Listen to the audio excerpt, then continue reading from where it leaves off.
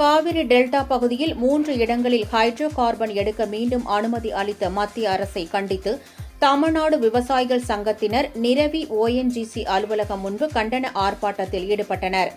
முந்தைய அதிமுக அரசு காவிரி டெல்டா பகுதியை பாதுகாக்கப்பட்ட வேளாண் மண்டலம் என அறிவித்து சட்டமன்றத்தில் நிறைவேற்றிய தீர்மானத்தை மத்திய அரசு ஆணையாக வெளியிட வேண்டும் எனவும் அதற்கான நடவடிக்கையை தமிழக அரசு நடவடிக்கை மேற்கொள்ள வேண்டும் எனவும் தமிழ்நாடு விவசாயிகள் சங்க மாநில பொதுச் செயலாளர் மாசிலாமணி வலியுறுத்தினார். நாங்களால் ஏற்றுக்கொண்டதில் இது திணிக்கப்பட்டது.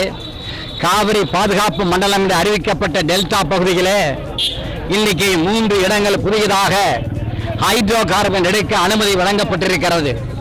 இது ஒரு பக்கம் வேளாண் பாதுகாப்பு மண்டலம் என்று அறிவித்துவிட்டு மறுபுறம் ஒன்றிய அரசு 3 இடங்களிலே துரப்பன கருவிகளை போடுவதற்கு ஏற்பாடு செய்திருப்பதை நாங்கள் ஏற்றுக்கொள்ள முடியாது.